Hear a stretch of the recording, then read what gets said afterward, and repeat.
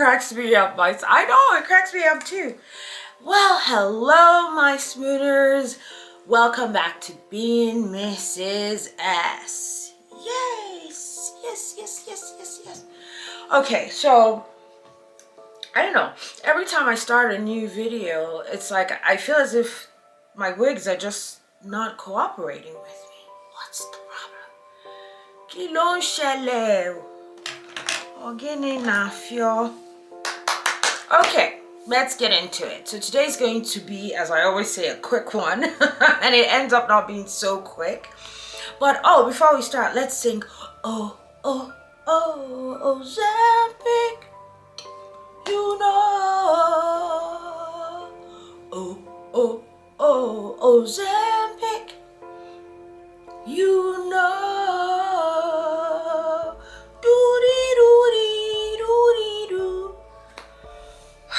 Okay, let's get into it. We're playing too much. Welcome back, my beautiful Smooners. I hope you guys are doing well. Thank you. First of all, let me start off by saying thank you for those of you who've just recently subscribed to my channel. I 100% appreciate and cherish. I thank you. I just saw how not so pretty and ashy my hands were, and I said, let's oil those bad boys up. Okay, so I want to start by saying thank you so much. When I started this YouTube channel, I really thought that within the first few months, with all the friends I have and things like that, I would have already reached the requisite number of subscribers I needed. And it's actually been taking a good long bit to get to that spot. But I really thank you guys who've joined. I really like that you guys are commenting and sharing your thoughts. I guess this Ozempic and this obesity is really, it's the pandemic, not the bloody COVID and all these. I'm happy that the content that I'm putting out is in some form, in some way, reaching you guys and resonating with you guys, you know, just as I hoped that it would. But I just want to say thank you so much, and I really appreciate it. If this is your first time seeing this, well, as I've just thanked my Smooners, if you see that nice little sexy red button there that says subscribe, please go ahead and click subscribe and subscribe to my YouTube channel. Right now, I'm 100% trying to lose all this weight that I gained. I've been obese for a number of years now, and I am finally getting to a point where it's coming off thanks to the wonderful semaglutide called Ozempic.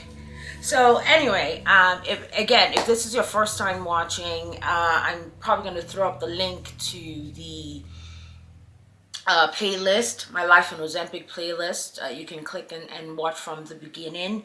I also have a playlist that is my weight loss journey from where I started before I gained it all the weight and then some, and then got on Ozempic to try to lose the weight. So if you are, again, I'm repeating myself, you're new here, just a little catch up.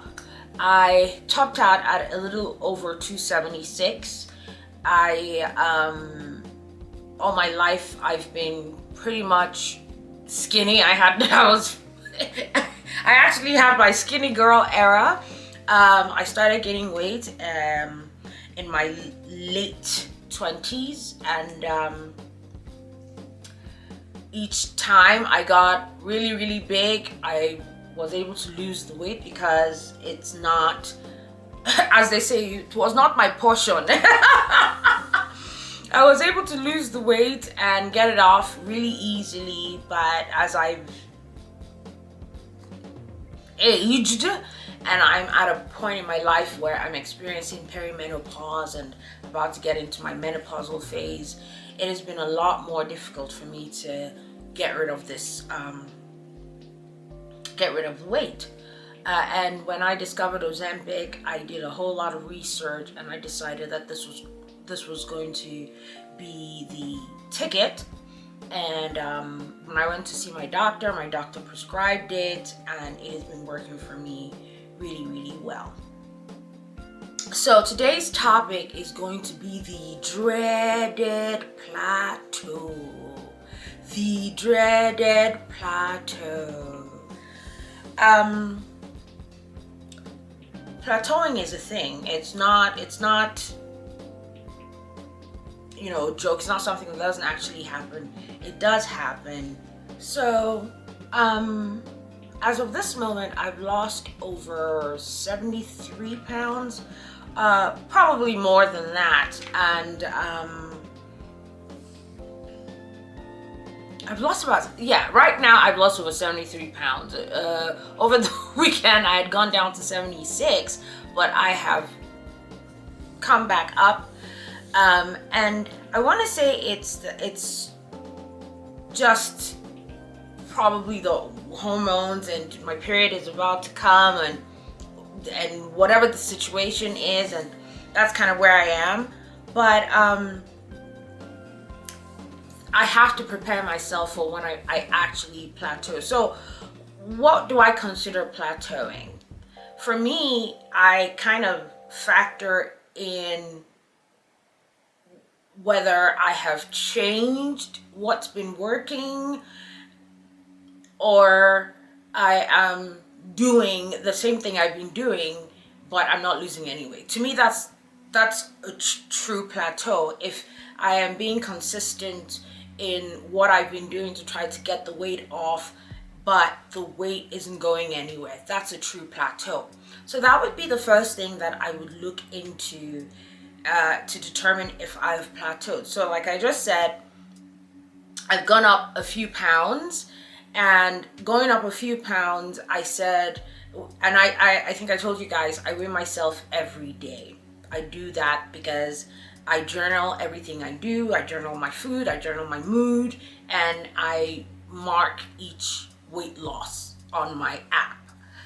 If I go up, I don't put it in my app, which I really should, because weight loss is never going to be linear.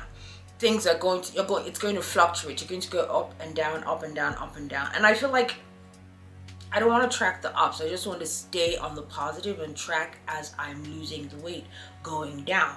But every day when I get on the scale, it's either consistent, 1 pound, point this off, 1 pound, point this, 2 pounds, point this off.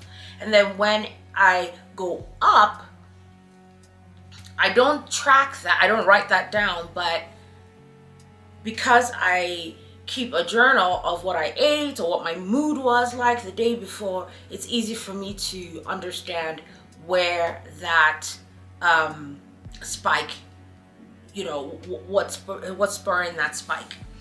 So during Lent, as I told you guys, I was 100% on fish, the white fish. I stayed mainly on a full-on protein diet. So the fasting, the protein diet, staying on really low-calorie white fish was a huge catalyst in me dropping the weight as quickly as I did, or I don't know if I should say quickly, because I tracked. I stayed within the 8 to 10 pounds a month kind of situation. But that helped it along. Since Lent's been over, I have now added back some carbs in my diet. So I put rice back in it. I'm now eating more sandwiches and things like that. And I worked out after I'd gone under. I had, found my way into Wonderland hard in the gym. And that day I was really, really high on my carb intake, and when I got on the scale the next day, it did not look pretty, and that put me in a total funk. So I don't want to call the situation I'm in now a plateau, because I have made several changes to what's been working this past few months where I've lost weight. So I wouldn't consider that a true plateau, but in the definition of plateaus, it falls in the category of I haven't lost any weight or I have gained. So that is a plateau in and of itself. So here are the things that I would say you want to consider doing if you're in the same situation as I am. The first thing, as I said, determine what your situation is. You're not going to be able to solve the problem if you don't know what it is that you're doing that's causing this plateau, so to speak. So in my situation, I know that I've gone from straight protein, straight just eating fish on a daily basis. When I didn't eat fish, maybe a boiled egg here and there and things like that. I've gone from doing that to now incorporating total carb days, and I've done that because I had made the decision that I was going to start working out daily, every day, as opposed to 1 week off, 1 week on, 1 week off. I also, because of the way my digestive system, I figured, was working, I had kind of tapered the way that I would eat. So maybe I would eat regularly one day, and then the next day, sort of like, if you want to call it intermittent fasting, so to speak, which, yeah, I guess you could call it that, to just kind of give my digestive system, as slow as it is, as you know, as I'm not producing enough chyme to help the digestion along. So instead of eating daily, I might even skip a whole day. So I would eat, it would be 2 days on, a day off, 2 days on, a day off, or whatever. So these are the different things I would do to kind of trick my system. You know, you have to keep it on its toes. So so then I've done this switch now after Lent, and I've added more carbs to my diet and things like that. So that's not working so much. I'm not at a point where I feel like I should go straight into that. I want to go all the way really into Wonderland. I want to get it hit like maybe 180 pounds, you know, maybe even 185 pounds. And then I can go back doing what I was doing, or attempting to do with the carbs. So from seeing that I have gained 2 to 3 pounds that I wasn't expecting, and I definitely didn't want, so I'm going to have to revert to the straight protein, skip a day of a meal and things like that until I'm well under 190, so that room I can give myself the room to gain that much, because I'm going to need to eat carbs for the fuel for the regular working out that I plan to do. And it's really important, because when you're losing a lot of weight, especially when it's a very calorie deficient sort of diet, you're going to lose a lot of good body mass. So you need to tone up. I think I haven't been wearing a lot of short sleeves or whatever, so you guys haven't been able to see actually what my arms look like. And I'm actually quite impressed. And I think I also did a video on collagen and collagen peptides and things like that, and bone broth. These are things that I have incorporated in my diet to keep my skin and my texture supple, and to be able to handle the weight loss, because I'm losing. Listen, I've already lost 70 pounds. I'm going to, the goal, by the time I'm done with this, I'd probably lose over 100 pounds. I have about 60 more pounds to go. So that's 130 pounds altogether that I will essentially have lost if I reach my goal. 130 or 100 or 140 pounds I would have lost if I to essentially reach my goal. So, the one thing you want to do, or the one thing that I'm doing, is going back to my journal, understanding what it was that I added into my diet to cause the weight loss. I worked out really hard, and I think that just said, I'm gonna hold on to this fat because I don't know what she's doing. So I'm gonna go back to not doing that so much. I went hard with the weights. I went hard with the treadmill. I spent a good long time in the gym. So maybe instead of going hard with the weights, I'm just gonna stick to the treadmill, or wait until I'm under that weight level that I'm looking for before I get back into the hardcoreness of it all. I wouldn't consider this a true plateau. As I told you guys, I've changed what I was doing that was working, and so because of that, that's what I'm doing now is not working, which is why I've gained a little bit of the weight back. So the goal is to not continue doing that so that I can end up losing the weight. So basically, what I plan on doing to counter this not so real plateau is return to more of my protein-rich diet. I'm probably not going to work out as much until I get maybe under 190 pounds, and then I'll get back into going hard in the gym, as I see that that's not where my body wants. My body does not want that. Of course, I'm going to continue to monitor everything I'm doing with my food mood, and what did I say? A food mood and my exercise journal. And I am going to probably increase what I'm doing with regards to my intermittent fasting. Probably kick it up a notch, maybe go full on, not skipping a day in between days, where I just completely go all out and fast. And the good thing about it is, while I'm on Ozempic will help with that.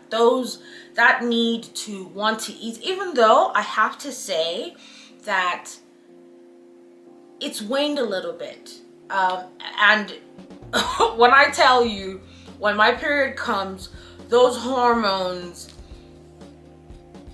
are like Mike Tyson against Ozempic. It's like, okay, Ozempic, you think you're good, but I'm better. I literally immediately start craving something, my tongue, I want to eat something. I start telling my BDD, should we order something? Should we do this? Should we do that? So as far as my appetite and those cravings, they come strong. So the Ozempic isn't doing as much with regards to that bit. But then once the food comes, or whatever it is I order, and I start eating it, I'm at capacity. I'm like, okay, do I push through this and eat all this, or do I quit while I'm ahead? So in that respect, Ozempic is still A1, it's still tops. So I will go back and try to up the ante on the intermittent fasting. Another thing that I would say added to it, I finally got my tequila from Lisa Barlow, and I had promised that I was going to make a very nice margarita.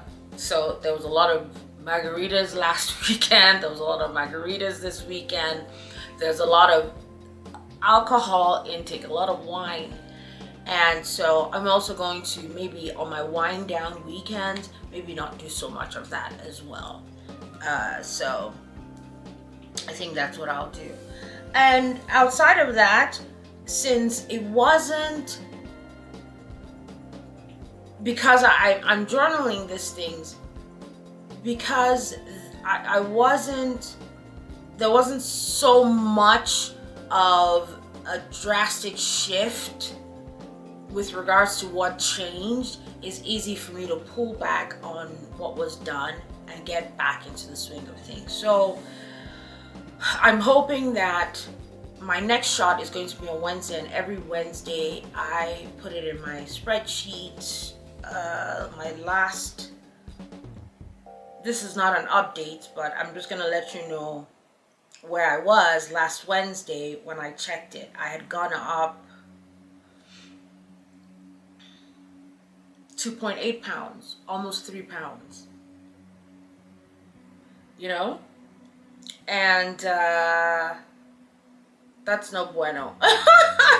We do not want that. So on the 19th, which is this Wednesday coming, I expect to see going from this negative number, which is not a positive, into a positive. And the plan is to definitely go back into the proteins, stick to what works. I'm gonna go full scale into my intermittent fasting and skip total days as opposed to eating a few things, you know, in the, like, I have 2 days on and then a whole day off or whatever. So maybe I'll, instead of doing 2 days on, maybe I'll do 1 day on, 1 day off, 1 day on, 1 day off, and see if that works or whatever, because I need to give my system that jolt back so that I can continue seeing the results that I'm seeing. I was hoping that I would probably get off Ozempic. I'm in the middle of 1 pen now. I have 1 more pen left, and I was hoping that would be the last pen that I would take. But from looking at the numbers, it's looking like I'm probably going to have to go and get the other prescription sitting at the pharmacy, and I'll have to continue it for another 2 months after that. But I don't know if this was any help. But let me know what your situation is, if you've also hit a plateau. A lot of people hit plateaus and they think that the drug isn't working anymore, so they go and try other versions. There's Saxenda, that's also Novo Nordisk. Wegovy, which is exactly the same thing as Ozempic, so I'm not sure how much of a difference that one's going to do. People jump onto Mounjaro, which I heard is really, really good. I'm not, as I said when I started this this video, I don't see the situation as a true plateau, because I did change what was working, and that's what caused the increase in weight. A true plateau would be if I didn't change anything and there's no movement. That's a true plateau, and that's something I would say would give me cause for concern. I need to figure out what to do to change that anymore. But there is a science to why, you know, you plateau. Obviously, if you've lost a lot of weight drastically, and it's just on dieting, maybe not so much exercising, there's that shift in the way your metabolism works, and it kind of slows down. But I'm hoping that I'm able to correct what's happened and shoo that plateau madness away. But at the end of the day, I'm still excited. I'm still happy with the results that I've gotten so far. And hopefully on Wednesday, I will see a positive instead of a negative, and I know that I'm still heading in the right direction. All right, anyway, thank you so much for joining me, my Smooners. I love you. I appreciate you. Remember, I'm rooting for you. Like, share, comment. If you haven't subscribed, subscribe, and I will circle back. Love you, my Smooners.